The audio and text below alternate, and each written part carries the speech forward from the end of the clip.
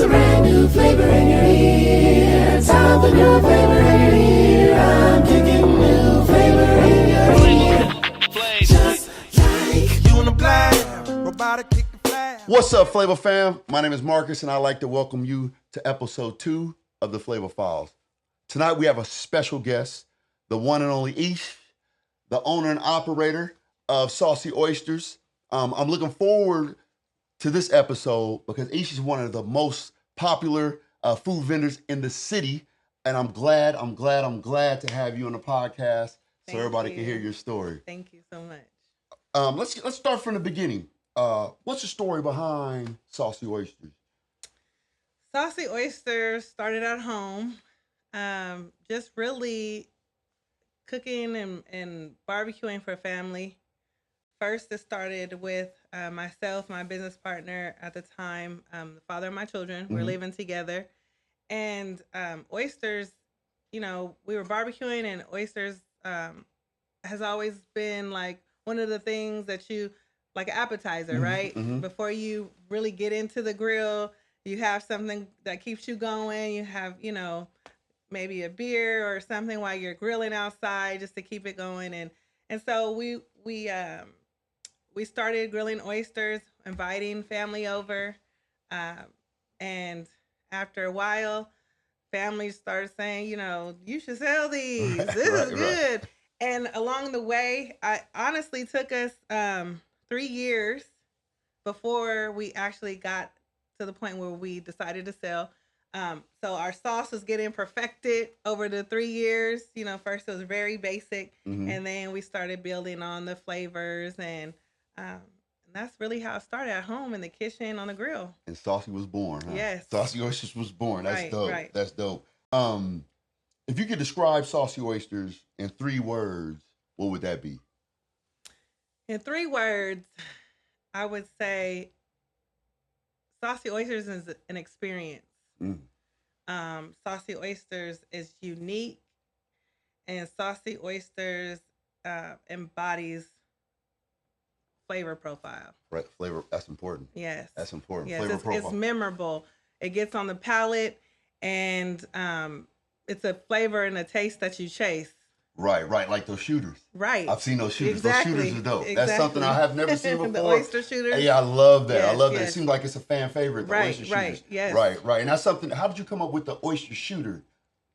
Honestly, I have to give credit to my sister. She said, I saw something on TikTok, and I think, it'll work for you. Right. Because there's some people that enjoy oysters, but they want them raw, right? Because that's the only way they've ever had them. That's the only way they want them, is the raw experience.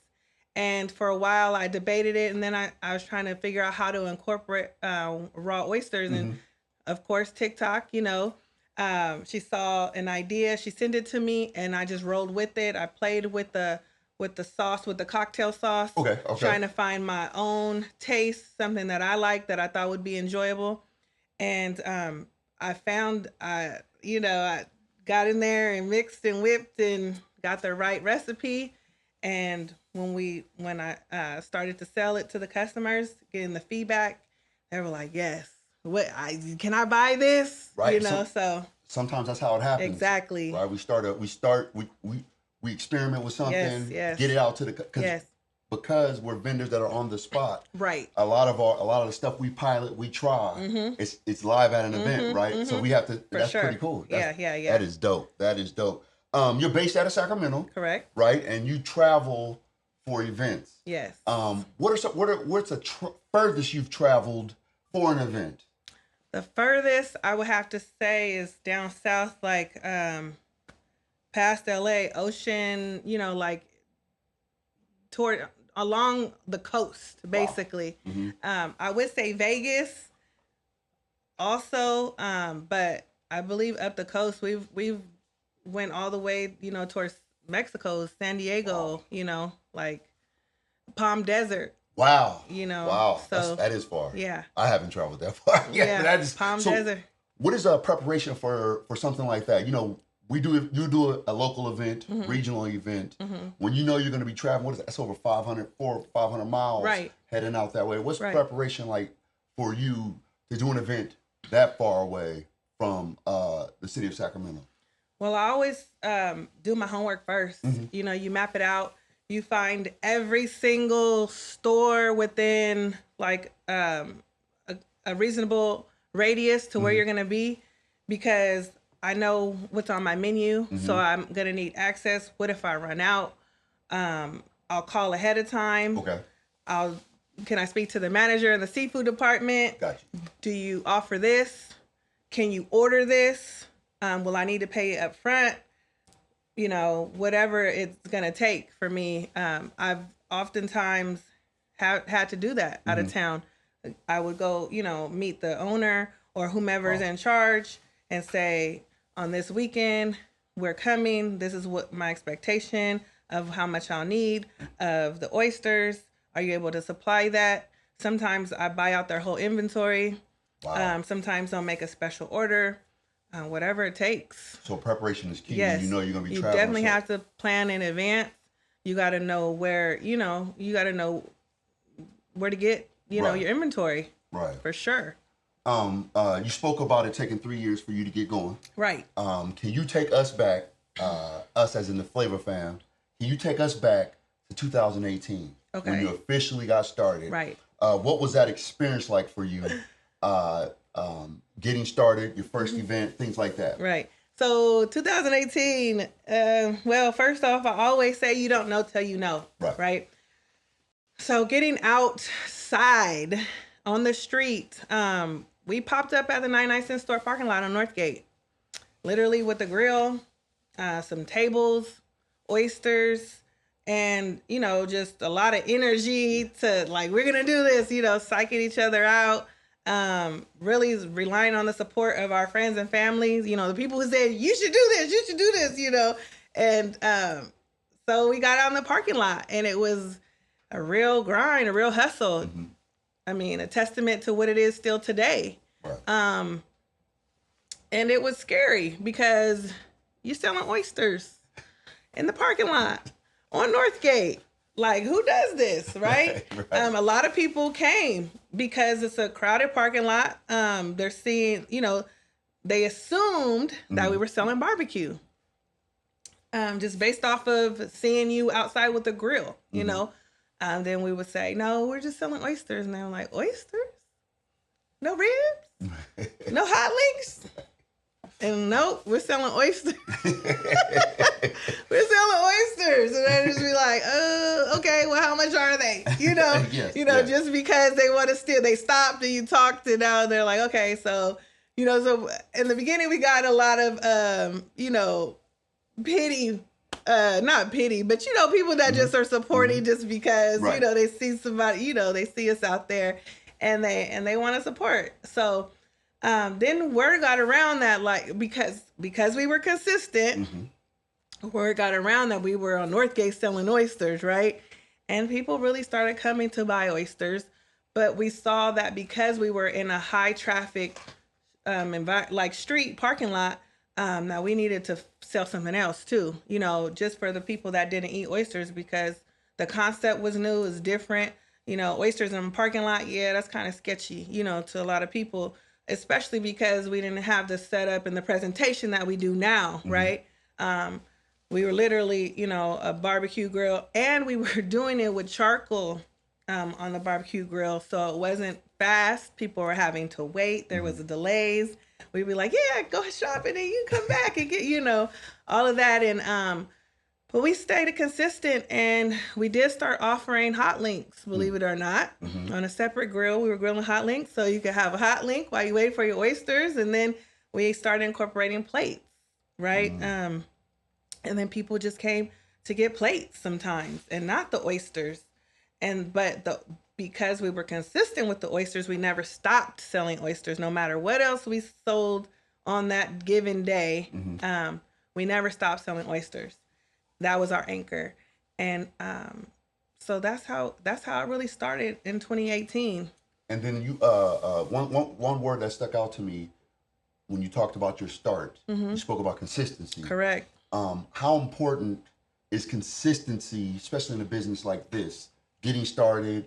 How important is consistency and maintaining business, customers, keeping that clientele? How important? Can you speak to how important consistency is? It's definitely like going to be the anchor of your business, consistency, because with consistency comes momentum, and the momentum over time, sometimes that's really all you have is your momentum. Even like the slow season, it speaks to like how credible you are as a vendor, or even at the peak season and the festival season.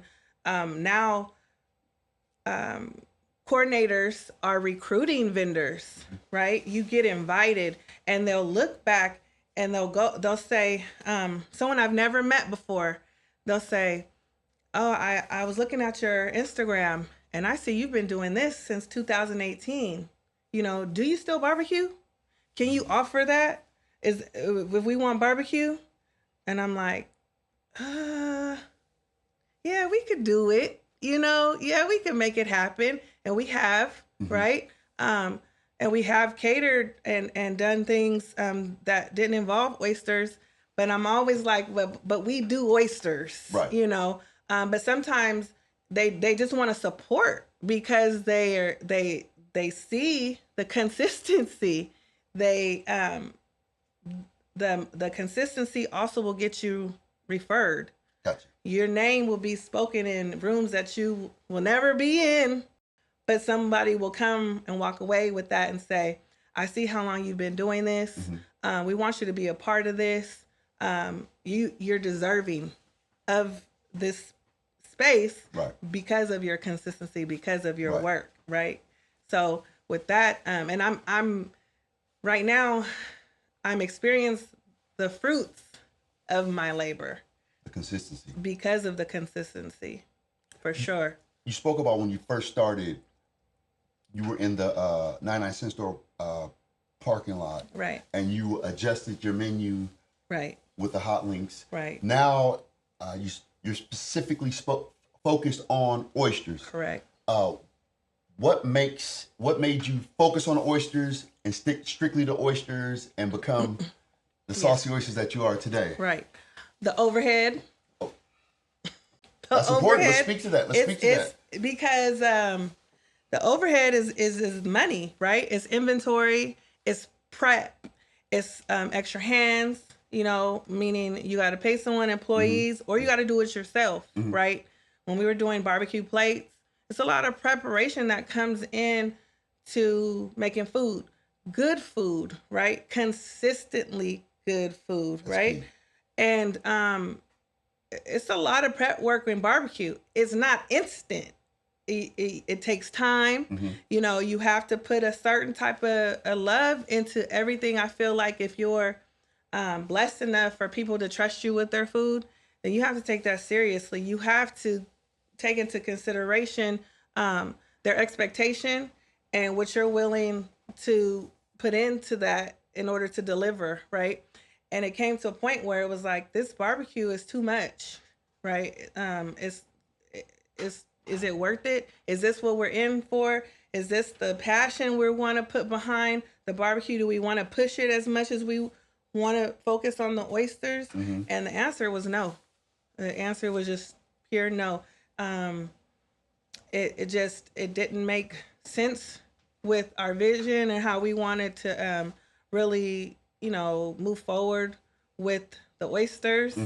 And even though, you know, it did draw different customers, we just didn't want to pursue that. Right. It's a lot. It's a lot. It's a lot. It's a lot. Anybody that barbecues will respect that. Because they're like, yeah, but did you leave it on the smoker for 7 hours? And you're like, no, I don't smoke this. Oh, you don't smoke this meat? You know, and you're like, oh yeah, maybe I should just leave this to the pit masters and I focus on the grill, right? Well, now you're a master of the oysters, though. That is, you guys are oysters in this city, right? In other cities that you travel in, you're well known. You're known. When you guys pop up, people know. People come. Yeah, that is true. You spoke about your experience making oysters, starting off as appetizers at home. Did you have any previous experience in cooking besides at home? Can you talk to that experience you had? There is no experience as far as cooking. My professional career background experience is in corporate and finance. I was prior to being 100% full soul entrepreneur. I worked for the Kings for 5 seasons, 5 years, and in the accounting, finance, corporate office, the Sawyer Hotel. And prior to that, was a different corporate job. So I was been in corporate America for at least 20 years. So definitely there was no background in the kitchen as far as, cooking and selling and like that. Right. You spoke about being in a field and doing Saucy Oysters. Yeah. Can you speak to the balance when you were working full time and running a business? Can you speak to the balance of doing that and trying to balance both? Right. Because a lot of individuals trying to get into this food industry do have jobs. Right. And I think they have to understand Yes. that it's a balance. Oh, yeah. Can you speak to how you were balancing and the struggles of balancing both Right. your corporate job Right. and running your business? When I think back and I reflect, most of the time I really don't even know how I did it. But when you're consumed in it, you make it happen, right? Not only was I working full time and pursuing, the business, I was raising 3 young kids. Now today they're 10, 9, and 7.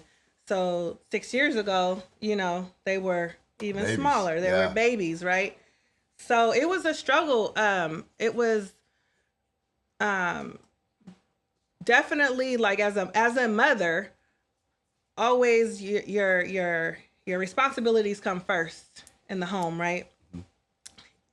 Also, as a businesswoman, I had a desire to and a niche, a knack for business. So once you get that taste of it, it was just like it was addicting, and being in control of your own destiny and your timing. I think that was the easy part of the business, being in control of when you were going to sell, when I was going to sell, when we were going to participate in the events, when we were going to, we agreed, all right, we're going to do this on this day. What's open for the weekend? What do we got? What's going on? And then being able to be in control of your calendar, right? Your schedule. That part was not the hard part to balance. It's the things that you prioritize, like the kids and work and family. Now that I missed a lot of family things, like outside of our immediate household. Nothing else. If it wasn't like our immediate household or work or Saucy, there was no more room. Right. There was no more time. And that was the balance. Now, sometimes I had to miss work because we had those events. You had a dream. You was and fighting. We had to leave on a Friday, set up on a Thursday, and I couldn't be at work, right? I wasn't going to miss the opportunity because financially, it made sense that I was working for myself on those days, right? And then when it came to where Saucy was paying the rent and covering the bills, that's when you start to sit back and you're like, all right, now I could spend 10 hours here, maybe 12 if I'm doing overtime, right? And you look at your paycheck and you're like, okay, well, that's reasonable. I'm being compensated. But then I was missing the time with my babies, right? And you can't get that back, right? Because really what you're being paid for is your time, right? When you're at work, right? And then I'm like, okay, well, if I could work Friday, Saturday, Sunday over here and still make, comparison here and be with my kids, like way more just in an infinite amount of time, because again, we have control of our schedules as entrepreneurs, Mhm. right? I would say as mobile entrepreneurs. I don't know if brick and mortar entrepreneur schedule is totally different from mine because I don't have a brick and mortar. We don't have a brick and mortar. So that was the balance, and then that's when the decision making starts coming in because after so many years of trying to do both, and I always say, don't quit your day job. Seriously, don't quit your day job. That's important. That is your anchor because sometimes you'll be in the red with your business. Absolutely. And that day job will keep you going, and that's what you need to cover your rent and your bills and your vacation but the lessons that you learn, I don't call them L's or losses. The lessons that you learn as an entrepreneur are just priceless, Exactly. because even if you do learn these lessons, you could go back to work and figure it out. Right. That didn't work. Right. All right, we're back to the drawing board, right? Absolutely. But as you learn and you grow from those experiences and you get more comfortable and more confident and you start perfecting whatever it is that you're doing and it starts making sense, then that's when you start to have those serious conversations with your family or with your finances, whether it makes sense Yes. to do it full time or part time or whenever you feel at your leisure. You spoke about not being a brick and mortar. What about as a pop-up tent vendor, festival vendor? What do you enjoy? What do you like about being a tent vendor, pop-up vendor at these festivals? What's one thing you enjoy, or what's something that you enjoy about doing it that way and not being a brick and mortar right now? Right. Well, I don't know what it's like to be a brick and mortar. I never desired, honestly, to be a brick and mortar. And right now, in the current status of our economy, I don't know if that's the best decision or the smartest decision, right? Just because of how things have been going, how I've seen the trends for brick and mortars, especially restaurants, right? Hasn't been good. Right. It definitely has not been good. But who's to say that, that would be my experience? But like I said, I had never had the desire of having a brick and mortar. I enjoy being able to reach the masses, like to be in front facing, to be present, to have all walks of life, thousands of people, hundreds of people from, like I said, from here to Palm Springs, from here to Las Vegas, from here to wherever that I normally wouldn't be able to reach. They would have to come to my establishment per se if I did. And who's to say that somebody would travel? Now, don't get me wrong, because there's people that love to travel and to have that experience that will plan a whole trip around food. Yes. I've experienced that as a food vendor. Right. I've had more than 2 handfuls of people that would tell me, I'm here because of you. We traveled from XYZ and we're here, and then our next stop is, we're going on our way here. I've had customers that said, I just flew in over here just for this. And I'm taken back, whoa, but it's a real thing, right? So I'm not saying that people wouldn't travel to a brick and mortar, but I like that experience. I like it's from my grill to your hands, and you get to see that, you get to enjoy that with them. And they're there for that experience. Absolutely. They like to see their food come to life, right? That's an experience in itself before they even taste the oysters.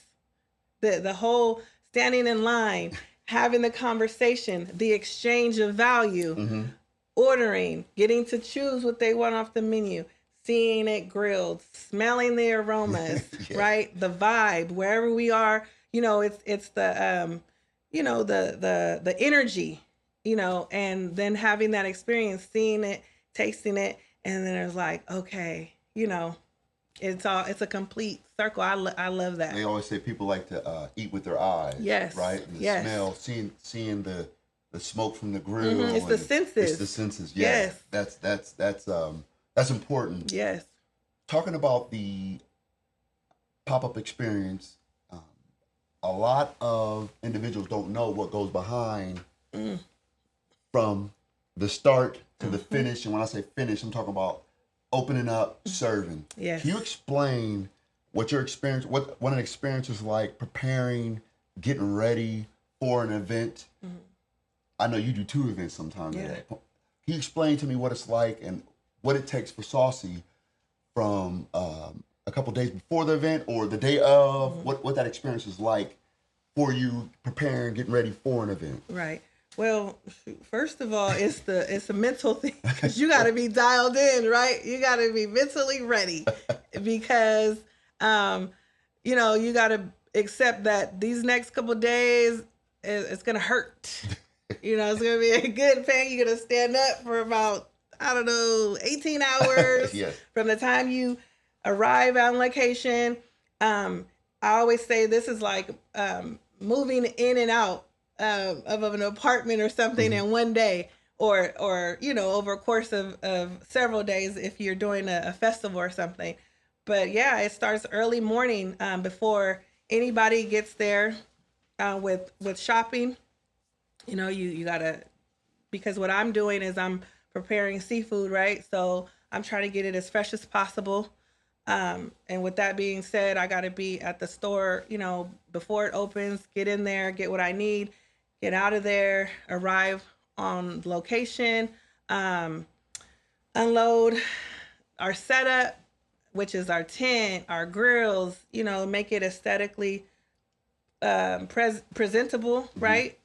And then you start cooking and preparation, going through your health inspection every single time to make sure that, the customers are safe and that you're up to code and everything is going to be,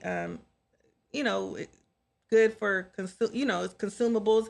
And because I'm cooking oysters, they're always over me with a fine-tooth comb. Like I appreciate it though, because that lets me know I'm confident that what I'm doing and what I'm serving and what I'm preparing is grade A, top of the line, fresh seafood. And I don't want to play with anybody's, seafood or food or anything, right? Right. So then we go through, the entire day of taking orders, grilling. And then at the end of the night, it's time to pack up. That's the challenge. Yes. That's when you're the most tired, right? And even if I'm not physically on the grill, I always say it's equally as draining to be present and have a transaction, right? I always call it a exchange of value. Your payment for oysters. And then there's small talk and conversation.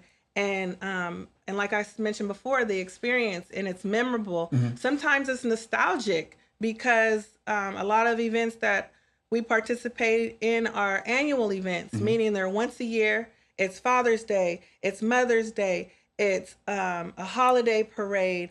It's something nostalgic where these families and these our customers, they come to see us. Yes. And so I've had like situations where they say, oh my God, like I see babies being, growing up and they're like, yeah, I remember the first time I was here with my mom and, maybe their mom has passed. So that part, the exchange, the dialogue all day it is draining, but I like it. So, but at the end of the day, when you're taking all of that energy and you're trying to pack up and go home, yeah, that's when you're like, you're moving out, right? Nobody likes to move out the apartments or the houses. Because especially when ain't nobody coming to help you, right? Right. Yeah, there's no movers. You are the mover, unless you hired a pack up crew. Right. I've seen that done. Yes, I've seen that done. And I'm like, damn, that's smart, right? But yeah. All right. Hey, listen, this part of the show, Behind the Booth, is sponsored by Cap Slaps. For all your printing needs, stickers, banners, posters, follow Cap Slaps. Their handle will be linked in the video. What makes Saucy Oysters unique and stand out? What do you think you've established with Saucy Oysters that makes you different than any other oyster vendor or any other business at festivals?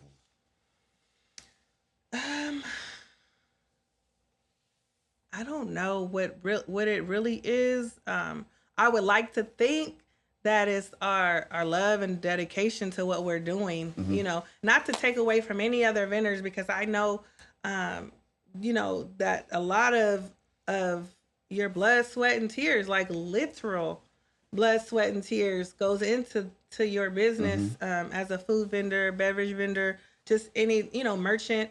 Or I'm sorry, not merchant, but retail vendors. But I would like to think that it's our love. Most of the time it's family, you know, and they see that our dynamic, right? And it's kind of fun. It's, you know, when you see family interacting, and it's, you know, if you feel like family, right. You know what I mean? Like a lot of times I'm working with my uncle, and what's up, Unc? yeah, hey, what's up, Unc? What's my the road dog?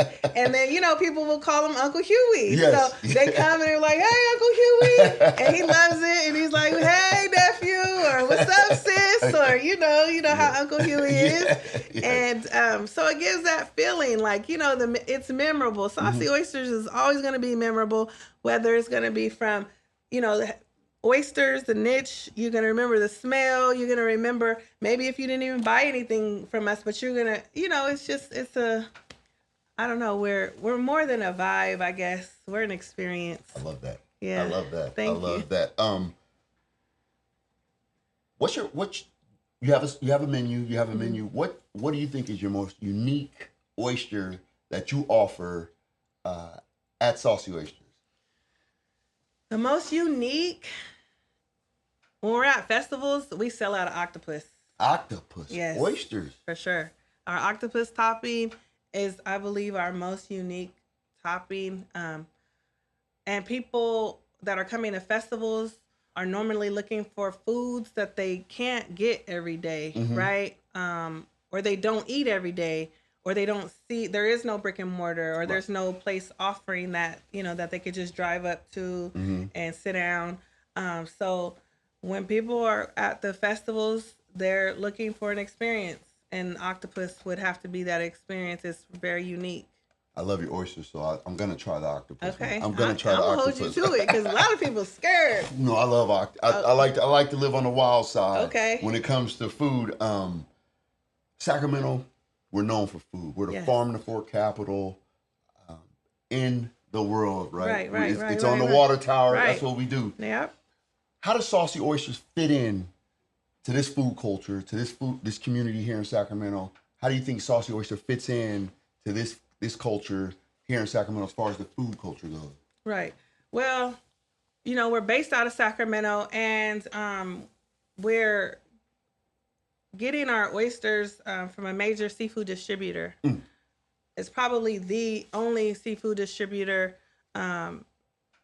that's servicing Sacramento, the Bay Area, and the major grocers. Not just like they're supplying grocery stores, grocery chains, right? So when they say farm to fork, and supporting, like, you know, your region, the seafood is really coming, you know, local. It's from Sacramento. I'm not traveling outside of Sacramento to get it. Sometimes it has to be ordered just because of the season, right? Or the market price, because I gotta stay competitive. You know, I gotta stay, you know, keep my prices. Well, I try my best to keep my prices, you know, the same. So if I have to maybe get some part of my inventory, you know, elsewhere to make it make sense, then but the the food culture as a whole, it's getting good. You know, it really is getting good. When we first started out, it was, well, honestly, when we first started out, I don't see a lot of those same vendors. Yeah. You know, Yeah. a lot of times that's just the nature of the beast, though. You know, but what I am seeing as the food concepts are evolving, you know, you can call it trendy maybe, but it's definitely different, you know, different food concepts.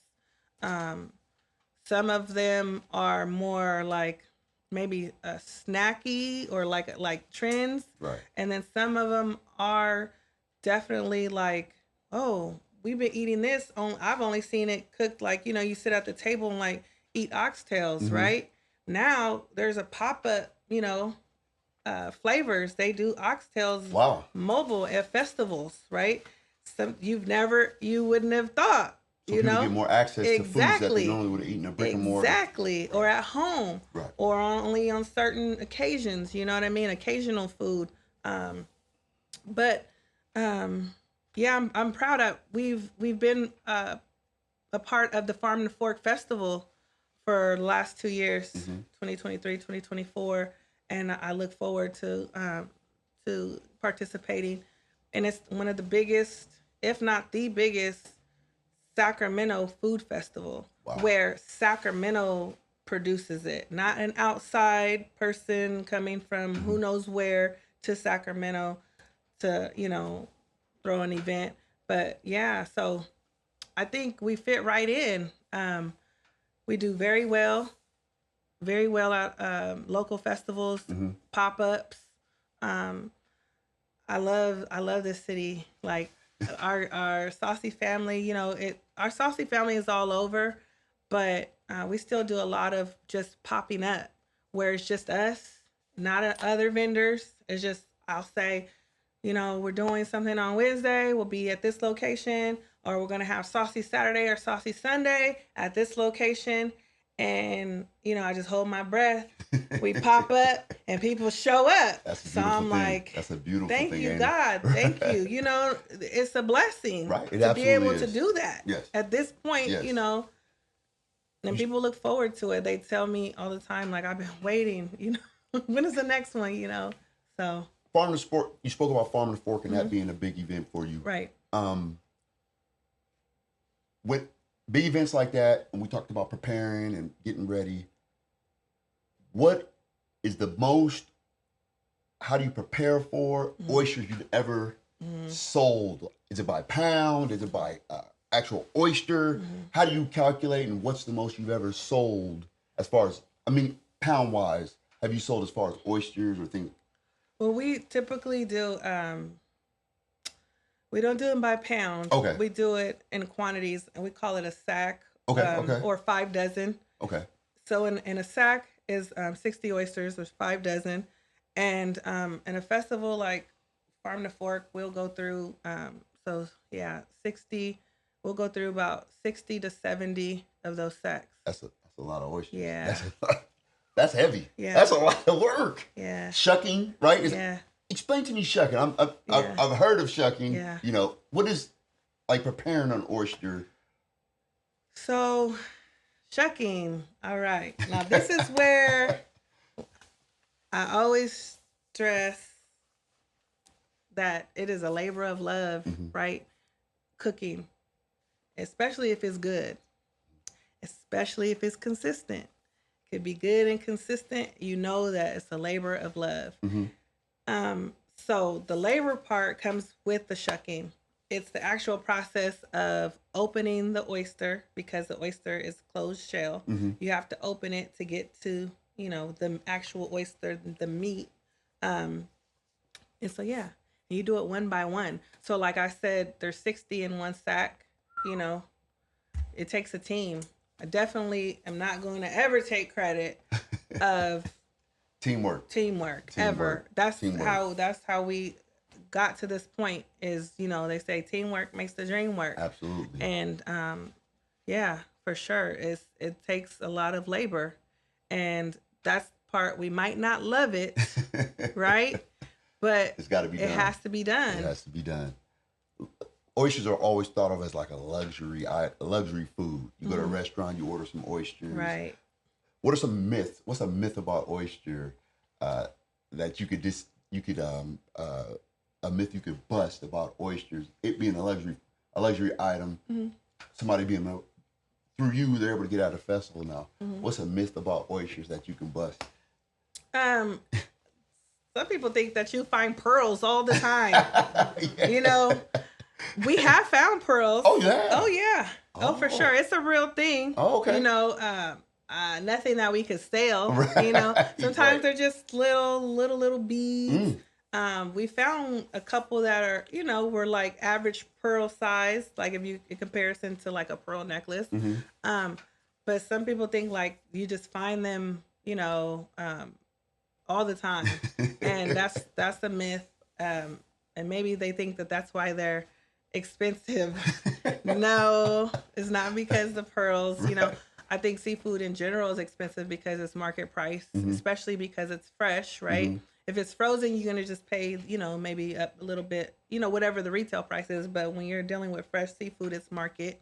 And maybe that's what people need to understand is that's how the price is determined. Right. Is, you know, the availability, how accessible is the seafood. Sometimes there's a shortage with oysters. Like I never advertise like, oh, we just barely got enough. But, you know, sometimes there are a period of times where there's a shortage because the oysters that are harvested, you know, it's temperamental with the water and the weather and things of that nature. So people sometimes say, oh, that's expensive. But, you know, you have to understand the market price is not like bread or, you know, something that's can be readily made, right, from ingredients. This is something that has to be harvested, fished, you know, like you have to go to the source to get it. It's organically grown. So there you have it, Flavor Fam. If you coming for the pearls, Aiesha already took it out, so you ain't getting it. You know. We all have a dream event, right?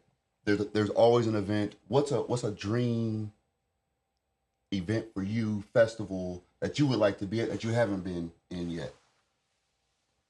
You know, I always want to stay rooted in my city. I'm trying to get inside the Golden One Center.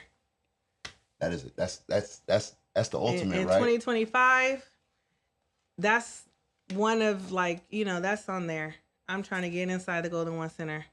That's a goal that you will get. That's a goal for you sure. will. Listen, Golden One, you heard her. We're trying to get in Golden One. Let her get in now. Yeah, let's get some oysters in the arena. Sure. Light that beam. Yeah. All right. Looking ahead. Where do you see Saucy Oysters in the next 5 years? The next 5 years. I don't know. I want Saucy Oysters to take on some different projects and products. You know, maybe selling the sauce, having that available, selling merch. I always get asked like, so we wear, you know, we wear our hats and we wear our sweatshirts and we have different things. Cap slaps. Yeah. Cap slaps. Yeah, and they see us, you know, on you know, at the events on location, and I'm always asked like, how much for the hat, you know? So I think merch is definitely coming into play, especially like for the events where there's like Father's Day weekend, you know, it just makes sense. The men always are asking, you know, for the dad caps, or the fisherman's caps you know, because we wear them because it's hot, and you know, so something like that. 5 years, I don't know. Maybe I won't be front facing. Maybe I'll be somewhere else doing something else, and have a team that's really, you know, doing the leg work for me. Right. And I can concentrate on partnering, maybe with a brick and mortar, maybe not being there all the time, but, you know, just different ideas. There's room for growth for sure, but you just got to get the right team and the people behind the movement. That's important. That's very important. Yeah, that's very important. Flavor Fam, for our Flavor Fam that's out there, can you give a pitch for those? There's going to be people that see this that haven't tried Saucy Oyster before. Can you give a pitch to those that haven't tried? Why they should come when they see you pop up? Why they should come and try oysters? Some of them might be the first time. Right. Why they should come and try your Saucy Oysters? Okay. Hey, Flavor Fam, you are now Saucy family. Come see us wherever we're located. Anytime that we're popped up, pull up. Come experience a Saucy Oyster. There's Saucy Saturdays, Saucy Sundays. You can get your midweek fix on Wednesdays. We may be local or we may be in your nearest city. It's definitely worth the travel. If you're 30 minutes to an hour away, we definitely will make that experience memorable, unique, and flavorful, guaranteed. And I love you for it. I love it. I've noticed, I've seen you are a guru when it comes to marketing and advertising. Where can the Flavor Fam find you? How could they locate you? Things like that. Definitely on your socials. We're on TikTok, Facebook, definitely Instagram, Saucy Oysters. If you type in Saucy Oysters, SAUCEY, Oysters, we'll probably be the first profile to pop up. If you're looking for, if you can't find us by Saucy Oysters, look up Saucy and Sacramento. We're definitely going to pop up. We'll probably be found on Yelp. Just if you typed in oysters in Sacramento, we're also going to pop up. I love it. Yeah. I love it. Listen, make sure you go out and support. This is very important. One of the best oyster business in Sacramento. Aiesha, I want to thank you so much for coming on. Thank you. I appreciate you. All right. I wish you nothing but the best in your future endeavors. Yes, likewise. And I can't wait to get the shooters. Okay. Thank you. And the octopus. And the octopus. Yes. We get octopus too. That's right. Yes. I told you I was going to get some octopus. I'm not going to let you. I'm not going to let you forget. All right, Flavor Fam. I really appreciate you tuning in. Look forward to episode 3. I would like to thank Aiesha again for coming on the show, giving us some insight on your business. Your business is great, and I can't wait for those out there to give it a try and experience Saucy Oysters. Thank you. Thank you. Aiesha, good job.